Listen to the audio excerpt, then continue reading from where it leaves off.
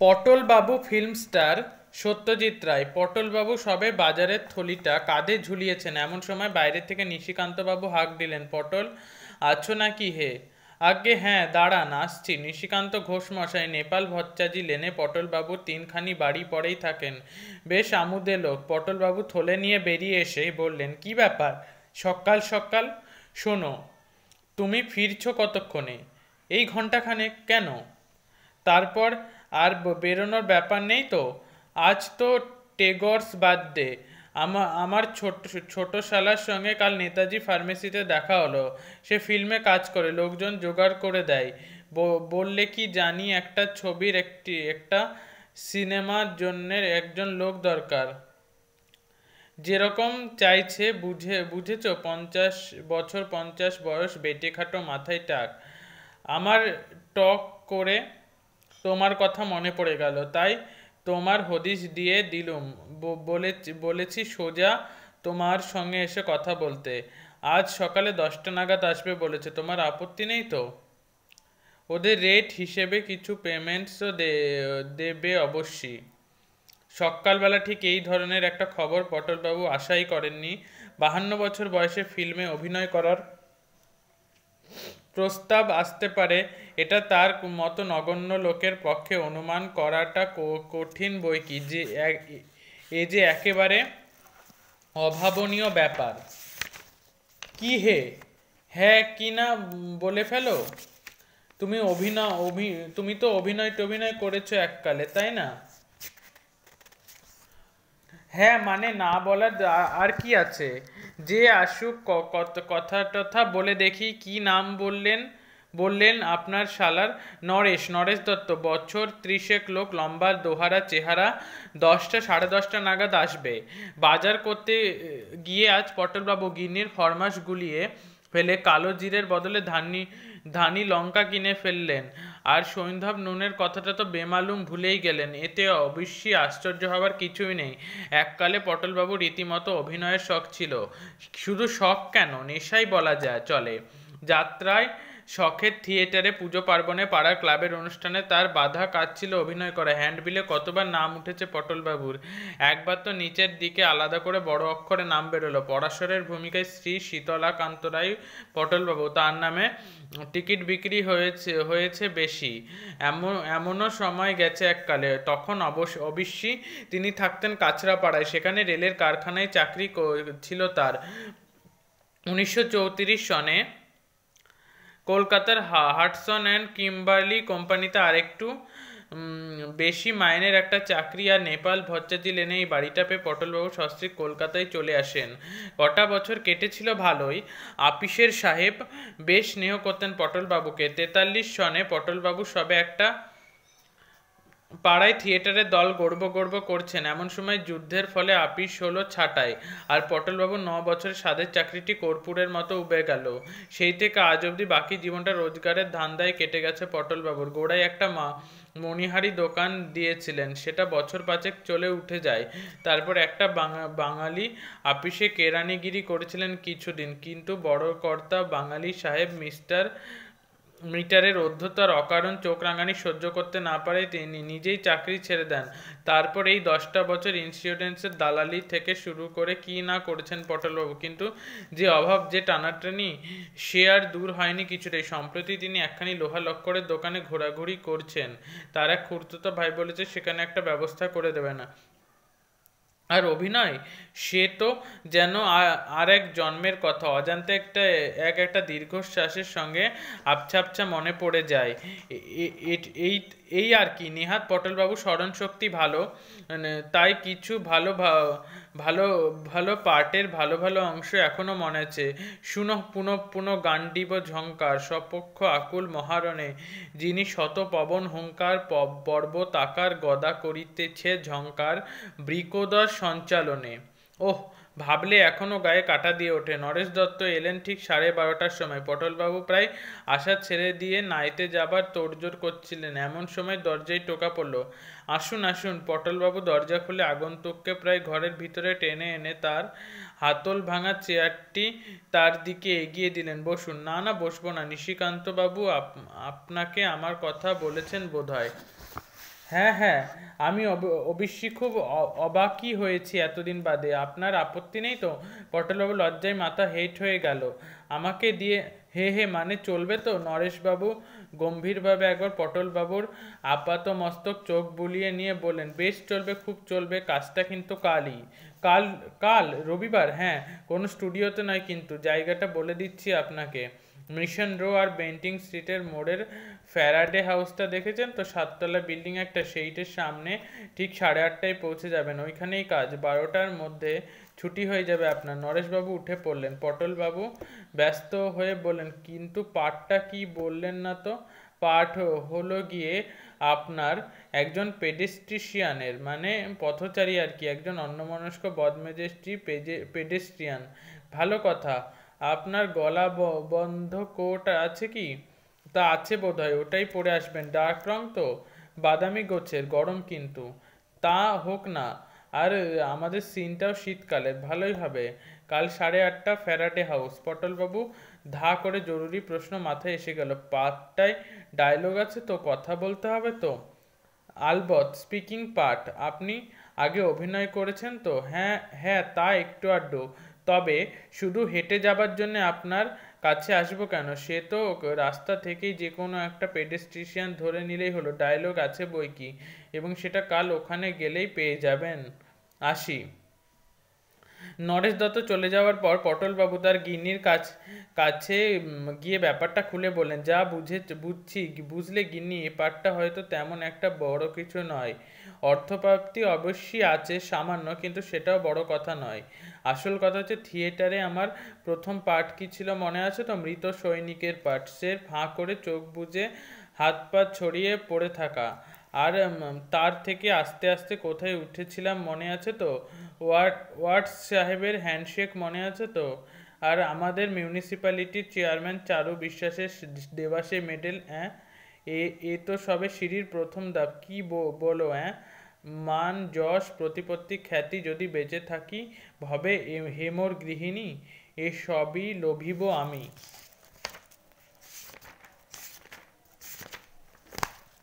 পটলবাবু 52 বছর বয়সে হঠাৎ তিরিং করে একটা লাফ দিয়ে উঠলেন। গিন্নি বললেন, করো কি? কিচ্ছু ভেবো না গিন্নি। শিশির ভাদুরী 70 বছর বয়সে চাণক্যের পার্টি কি লাফখানা দিতেন মনে আছে?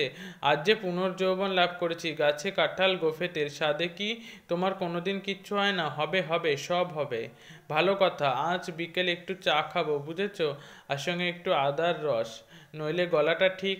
পরদিন সকালে মেট্রোপলিটন কোম্পানির ঘড়িতে যখন 8:07 তখন পটলবাবু এসপ্ল্যানেডে এসে পৌঁছলেন। সেখান থেকে বেন্টিং স্ট্রিট ও মিশন রো এর ফ্যারাডে হাউসে পৌঁছতে লাগলো আরো 2 মিনিট 10। বিরাট তোড়জোড় চলছে অফিসের গেটের সামনে। 3-4খানা গাড়ি, তার একটা বেশ বড়, প্রায় বাসের মতো। তার মাথায় আবার সব জিনিসপত্র। রাস্তার ঠিক ধারটায় ফুটপাতের ওপর একটা তেপায়া কালো যন্ত্রের মতো জিনিস। তার পাশে কয়েকজন লোক ব্যস্ত সমস্ত হয়ে ঘোরাফেরা করছে।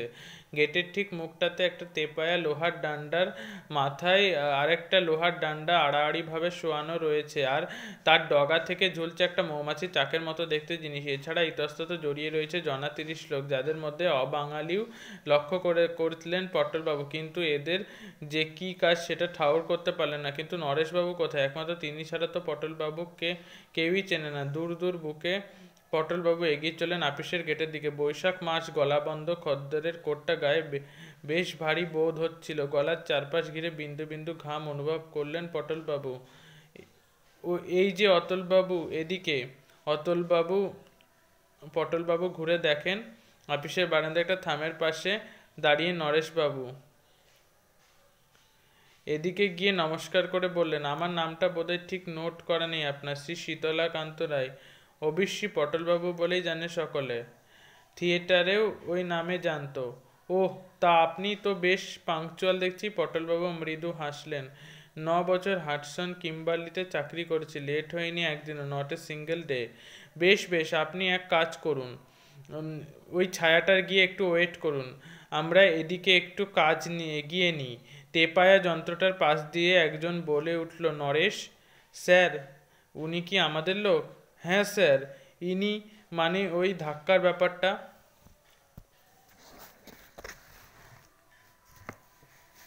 ওহ, ঠিক আছে, এখন জায়গাটা ক্লিয়ার করো তো, শট নেব। পটলবাবু অফিসের পাশে একটা পানের দোকানের ছাউনির তলায় গিয়ে দাঁড়ালেন। বায়োস্কোপ তোলা তিনি এর আগে কখনো দেখেনি। তার কাছে সবই নতুন, থিয়েটারের সঙ্গে কোনো মিলই তো নেই।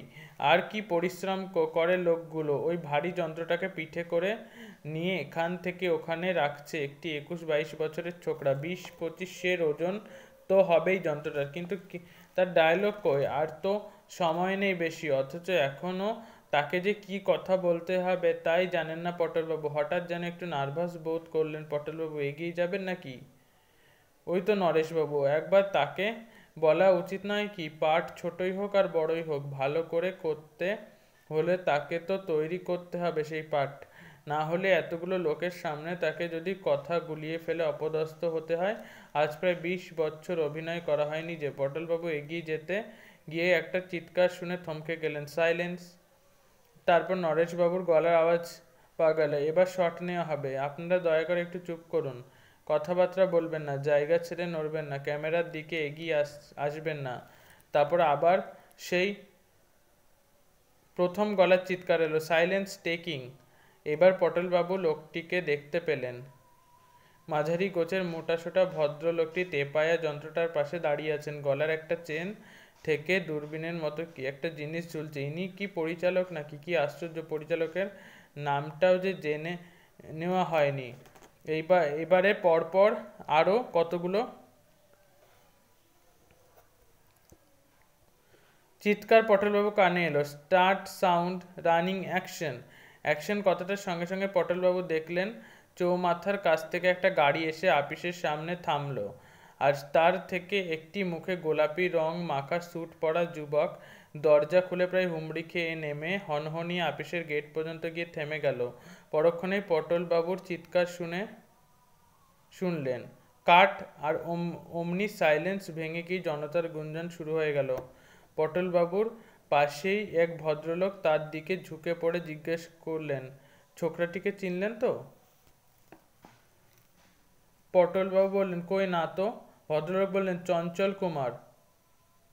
তরতরিয়ে উঠছে ছোকরা, একসঙ্গে 4খানা বইয়ে অভিনয় করছে। পটলবাবু বায়োস্কোপ খুব কমই দেখেন, কিন্তু চঞ্চল কুমারের নাম যেন শুনেছেন 2-1 বার। কোটিবাবু বোধহয় এই ছেলেটির প্রশংসা করেছিলেন একদিন। বেশ মেকআপ করেছে ছেলেটি। ওই বিলিতি স্যুটের বদলে ধুতি চাদর পরিয়ে ময়ূখের পিঠে চড়িয়ে দিলেই একেবারে কার্তিক ঠাকুর। পাড়ার মনাতোষ ওরফে চিনুর চেহারা কতকটা ওই রকম ছিল বটে। বেডে ফিমেল পার্ট করতো চিনু। পটলবাবু এবার পাশের ভদ্রলোকটির দিকে ঝুঁকে পড়ে ফিসফিস করে বললেন, আর পরিচালকটির নাম কি মশাই? ভদ্রলোক অবাক হয়ে বললেন, সে কি, আপনি তাও জানেন না? উনি যে বরেন মল্লিক, 3খানা ছবি পরপর হিট। যাক, কতগুলো দরকারি জিনিস জানা হয়ে গেল। নইলে গিন্নি যদি জিজ্ঞেস করতেন কার ছবিতে কার সঙ্গে অভিনয় করে এলে, তাহলে মুশকিলে পড়তেন পটলবাবু। নরেশ একবার চা নিয়ে পটলবাবুর দিকে এগিয়ে এলো। আসুন স্যার, গলাটা একটু ভিজিয়ে আলগা করে নিন, আপনার ডাক পড়ল বলে। পটলবাবু এবার আসল কথাটা না বললে পারলেন না। আমার ডায়লগটা যদি এই বেলা দিতেন তো। ডায়লগ? আসুন আমার সঙ্গে। নরেশ তেপায়া যন্ত্রটার দিকে এগিয়ে গেল, পিছনে পটলবাবু। এই শশাঙ্ক, একটি হাফ শার্ট পরা ছোকরা এগিয়ে এলো নরেশের দিকে। নরেশ তাকে বলল, এই ভদ্রলোক ওর ডায়লগ চাচ্ছেন, একটা কাগজে লিখে দে তো সেই ধাক্কার ব্যাপারটা। শশাঙ্ক পটলবাবুর দিকে এগিয়ে এলো। আসুন দাদু, এই জ্যোতি, তোর কলমটা একটু দে তো, দাদুকে ডায়লগটা লিখে দি। জ্যোতি ছেলেটি তার পকেট থেকে একটা লাল কলম বার করে শশাঙ্কের দিকে এগিয়ে দিল। শশাঙ্ক তার হাতের খাতা থেকে একটা সাদা পাতা ছিঁড়ে কলম দিয়ে তাতে কি জানি কি লিখে কাগজটা পটলবাবুকে দিল। পটলবাবু কাগজটার দিকে চেয়ে দেখলেন, তাতে লেখা রয়েছে আহ আহ। পটলবাবুর মাথাটা কেমন ঝিমঝিম করে উঠল। কোটটা খুলে ফেলতে পারলে ভালো হয়, গরম হঠাৎ অসহ্য হয়ে উঠেছে। শশাঙ্ক বলল, দাদু যে গুম মেরে গেলেন, কঠিন মনে হচ্ছে। এরা কি তাহলে ঠাট্টা করছে? সমস্ত ব্যাপারটা কি একটা পরিহাস? তার মতো নিরীহ নির্বিবাদী মানুষকে ডেকে এনে এত বড় শহরে এত ঘন রাস্তার মাঝখানে ফেলে রং তামাশা, এত নিষ্ঠুরও কি মানুষ হতে পারে? পটলবাবু শুকনো গলায় বললেন, ব্যাপারটা ঠিক বুঝতে পারছি না, কেন বলুন তো? শুধু আর কোনো কথা নেই?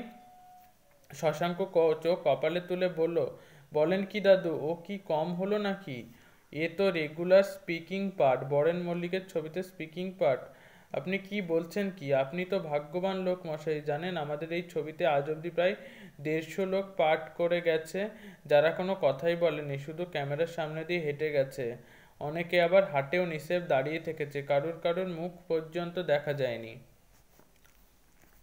আজকেই দেখুন না, এই যে ওরা সব দাঁড়িয়ে আছে ল্যাম্পপোস্টের পাশে, ওরা সবাই আছেন আজকের সিনে, কিন্তু একজনেরও একটিও কথা নেই। এমনকি আমাদের যে নায়ক চঞ্চল কুমার, তারও আজ কোনো ডায়লগ নেই, কেবলমাত্র আপনার কথা, বুঝেছেন? এবার জ্যোতি বলে ছেলেটি এগিয়ে এসে পটলবাবুর কাঁধে হাত রেখে বলল, শুনুন দাদু, ব্যাপারটা বুঝে নিন। চঞ্চল কুমার হলেন এই আপিসের বড় চাকুরে। সিনটায় আমরা দেখাচ্ছি যে আপিসে একটা ক্যাশ ভাঙার খবর পেয়ে উনি হন্তদন্ত হয়ে এসে দৌড়ে আপিসে ঢুকছেন। ঠিক সেই সময় সামনে পড়ে গেছেন আপনি, একজন পেডেস্ট্রিয়ান, বুঝেছেন? লাগছে ধাক্কা, বুঝেছেন? আপনি ধাক্কা খেয়ে বলছেন আহ, আর চঞ্চল আপনার দিকে দৃষ্টিপাত না করে ঢুকে যাচ্ছে আপিসে, আপনাকে অগ্রাহ্য করাতে তার মানসিক অবস্থাটা ফুটে বেরোচ্ছে, বুঝেছেন? ব্যাপারটা কত ইন্সপার্ট্যান্ট ভেবে দেখুন। এবার শশাঙ্ক এগিয়ে এসে বললেন, শুনলেন তো? যান এবার একটু ওদিকটায় যান দেখি, এদিকটাই ভিড় করলে কাজের অসুবিধা হবে, আর একটা শট আছে, তারপর আপনার ডাক পড়বে। পটলবাবু আস্তে আস্তে আবার পানের দোকানটার দিকে সরে গেলেন। ছাউনির তলায় পৌঁছে হাতের কাগজটার দিকে আর দৃষ্টিতে দেখে আশেপাশের কেউ তার দিকে দেখছে কি না তা না দেখে কাগজটা কুণ্ডলি পাখি নর্দমার দিকে ছুঁড়ে ফেলে দিলেন। একটা বিরাট দীর্ঘশ্বাস পটলবাবুর বুকের ভেতর থেকে উপরে উঠে এলো। শুধু একটি কথা মাত্র কথা, শব্দ অসহ্য গরম অসহ্য হয়ে আসে, গায়ের কোটটা মনে হচ্ছে যেন মন খানেক ওজন, আর দাঁড়িয়ে থাকা চলে না, পা অবশ হয়ে গেছে।